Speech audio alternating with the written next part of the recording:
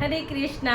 राधे राधे किशन दासी के चैनल में आप सभी प्यार प्यार बिहार जी के भक्तों का स्वागत है। और आप सब कैसे हो? कान्हा जी की कृपा से आप सब ठीक होंगे। तो आज है पापानकुशा एकादशी। तो चलिए जी वीडियो शुरू करते हैं। पसंद आए तो लाइक शेयर कमेंट जरूर से करना। तो हाथ में तुलसी पत्ता फूल या तिल ले लेंगे और फिर पहले थोड़ा सा भजन कर लेते हैं। श्रीमन नारायण नारायण नारायण भजमन नारायण नारायण नारायण लक्ष्मी नारायण नारायण नारायण गोविंद नारायण नारायण नारायण। बोलो लक्ष्मीनारायण भगवान की जय। श्री हरि। आश्विन मास की पापनकुशा एकादशी आश्विन मास के शुक्ल पक्ष की एकादशी का पापनकुशा नाम से जानी जाती है। इस दिन भगवान विष्णु की पूजा के उपरांत ब्राह्मणों को यथाशक्ति दान एवं दक्षिणा देनी चाहिए।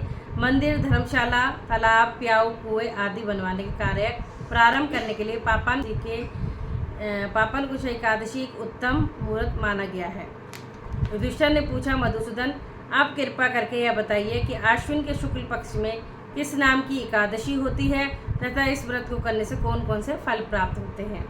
भगवान श्री कृष्ण बोले, राजन, आश्विन के शुक्ल पक्ष में जो एकादशी होती है पापानकुशा के नाम से विख्यात है। सब पापों को हरने वाली तथा उत्तम है। उस दिन संपूर्ण मनोरथ की प्राप्ति के लिए मनुष्य को स्वर्ग और मोक्ष प्रदान करने वाले उस मुझ वासुदेव का पूजन करना चाहिए। जितेंद्रिय मुनि चिरकाल तक कठोर तपस्या करके जिस फल को प्राप्त करता है वह उस दिन भगवान गरुड़ ध्वज को प्रणाम करने से ही मिल जाता है। पृथ्वी पर जितने तीर्थ और पवित्र देवालय हैं उन सबके सेवन का फल भगवान विष्णु के नाम कीर्तन मात्र से मनुष्य प्राप्त कर लेता है। जो शंख चक्र धनुष धारण करने वाले सर्वव्यापक भगवान जनार्दन की शरण में जाते हैं उन्हें कभी यमलोक की यातना नहीं भोगनी पड़ती। यदि मनुष्य अनायासी इस व्रत को कर ले तो उसे कभी यम यातना नहीं प्राप्त होती। जो पुरुष विष्णु भक्त होकर भगवान शिव की निंदा करता है वह भगवान विष्णु के लोक में स्थान नहीं पाता, उसे निश्चय नरक में गिरना पड़ता है। इसी प्रकार यदि कोई शिव भक्त होकर भगवान विष्णु की निंदा करता है वह घोर नरक में डालकर तब तक पकाया जाता है जब तक कि 14 इंद्रों की आयु पूरी नहीं हो जाती।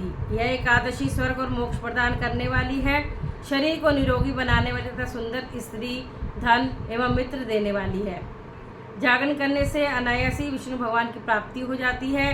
वह पुरुष मातृ पक्ष की 10, पिता पक्ष की 10 तथा स्त्री पक्ष की भी 10 पीढ़ियों का उद्धार कर देता है। एकादशी व्रत करने वाला मनुष्य दिव्य रूपधारी, चतुर्भुज, गरुड़ की ध्वजा से युक्त, मालाओं से सुशोभित और पीताम्बरधारी होकर भगवान विष्णु के धाम को जाते हैं। आश्विन के शुक्ल पक्ष में पापानकुशा का व्रत करने मात्र से ही सब मानव सब पापों से मुक्त हो श्री हरि के लोक में जाता है। जो पुरुष स्वर्ण, तिल, भूमि, गो, अन्न, जल, जूते, छाते का दान करता है वह कभी यमराज को नहीं देखता। राजन, दरिद्र पुरुष को भी चाहिए कि वह यथाशक्ति स्नान, दान आदि क्रिया करके अपने प्रत्येक दिन को सफल बनावे। जो होम, स्नान, जप, ध्यान और यज्ञ आदि पुण्य कर्म करने वाले हैं उन्हें भयंकर यम यातना नहीं देखनी पड़ती। लोक में जो मानव दीर्घायु, धनाढ्य और कुलीन और निरोग देखे जाते हैं वे पहले के पुण्यात्मा हैं। पुण्यात्मा पुरुष ऐसे ही देखे जाते हैं। इस विषय में अधिक कहने का क्या लाभ है। मनुष्य पाप से दुर्गति में पड़ जाते हैं और धर्म से स्वर्ग में जाते हैं। बोलो पापानकुशा एकादशी की जय। तो सभी एकादशी के नाम ले लेते हैं। उत्पन्ना एकादशी, मोक्षदा एकादशी, सफला एकादशी, पुत्रदा एकादशी, षटतिला एकादशी, जया एकादशी, विजया एकादशी, आमलकी एकादशी, पाप मोचनी एकादशी, कामदा एकादशी, वरुथनी एकादशी, मोहिनी एकादशी, अपरा एकादशी, निर्जला एकादशी, योगिनी एकादशी, देवशयनी एकादशी, पवित्र यानी कामिका एकादशी, पुत्रदा एकादशी, अजय एकादशी, परिवर्तनी एकादशी, इंद्रा एकादशी, पापनकुशा एकादशी, रमा एकादशी, देवोत्थान एकादशी। तो सभी को बहुत बहुत राधे राधे और एकादशी की शुभकामनाएं। और अच्छी लगी वीडियो शेयर करना। जय श्री राधे।